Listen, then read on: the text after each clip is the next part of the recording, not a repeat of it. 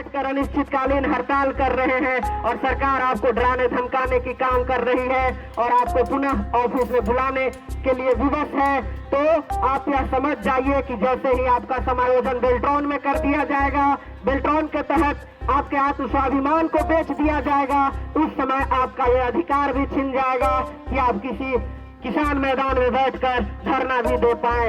तो आज वह समय है कि हम सरकार के इस दमनकारी नीति, गलत नीति का एकदम दृढ़ संकल्पित होकर विरोध करें।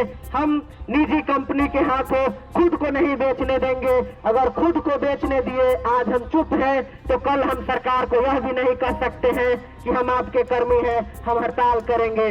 राज्य के शिवहर जिले के समाहरणालय में 15 मार्च 2021 को कार्यपालक लोग धरना प्रदर्शन कर रहे हैं।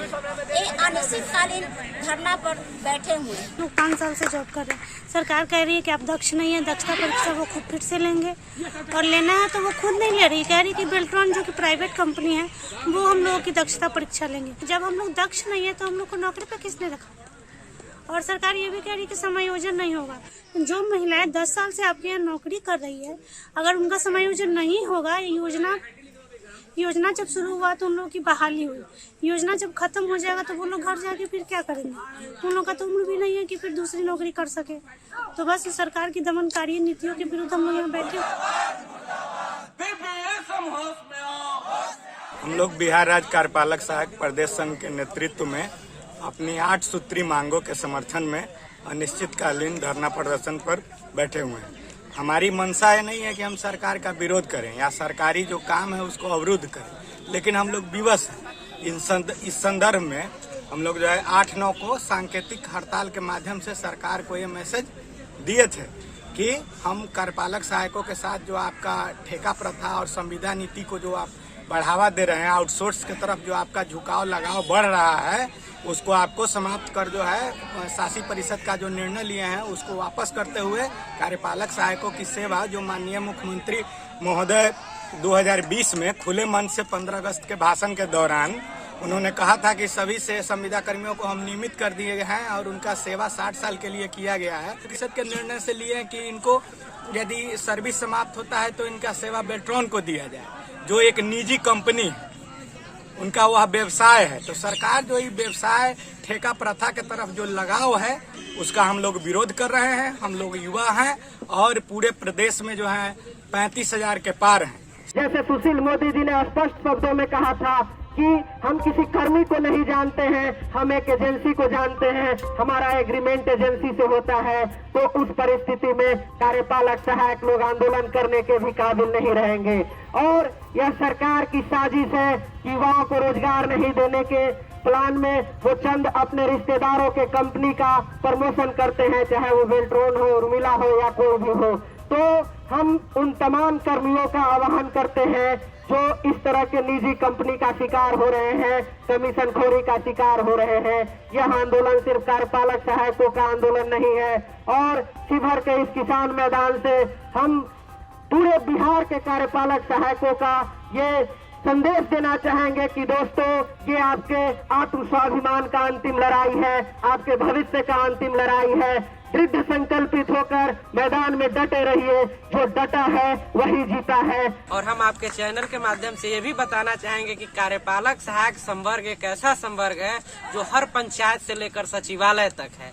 और वैसे और एक चीज और बताना चाहेंगे कि जो नीतीश कुमार विकास के साथ न्याय की बात करते हैं, जिस विकास की वो बात करते हैं, उस विकास को पूर्ण करने के लिए जनता के लिए जितने भी उनकी योजनाएं परियोजनाएं हैं, कहीं न कहीं उसको पूर्ण करने के लिए सफल करने में इन कार्यपालक सहायकों का ही हाथ होता है। लेकिन आज उन्हीं कार्यपालक सहायकों का जो है उनके साथ अन्याय रहे हैं कि कितने घंटे जनरली 8 घंटा की ड्यूटी होता है, लेकिन सरकार को आवश्यकता होती है तो हम लोग 24-24 घंटा सेवा देते हैं। जैसे कोरोना काल में हम लोग 24 घंटा ड्यूटी किए हैं। जहां लोगों को ये नसीहत दिया जाता था कि आप घर में रहे, वही हम लोग सड़क पे निकल कर लोगों को बचाने का काम करते थे। क्वारंटाइन सेंटर हो गया या राशन कार्ड निर्गत हो गया। 8 घंटा ड्यूटी करते हैं तो कितना तनख्वाह मिलता है? तनख्वाह तो हम लोगों को मिलता है अभी 16,000 के आसपास। कई लोगों को 11,000 मिलता है, कई लोगों को 15,000 मिलता है। तो ये भी एक वेतन विसंगति है जो सरकार एकदम इसको गलत तरीके से बांट रही है। हमारे 8 सूत्री मांगों में ये भी शामिल है कि वेतन विसंगति को दूर करते हुए सभी कार्यपालक सहायक संवर्ग के लोगों को एक वेतन, अस्थायी वेतन और अस्थायी वेतनमान करे सरकार। 10 वर्षों से नौकरी कर रहे हैं लेकिन उनका भविष्य अंधकार में है।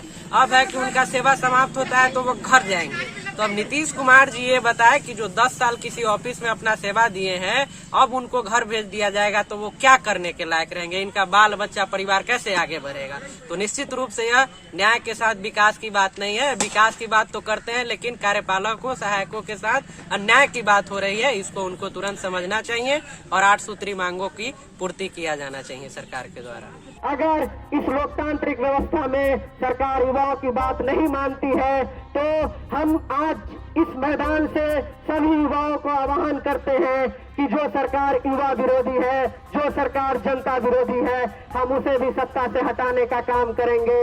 ये युवा जब जब सड़क पे आया है तब तब एक नई क्रांति जन्म हुआ है और आज यह जो अनिश्चितकालीन हड़ताल है एक क्रांति की तरफ बढ़ रहा है।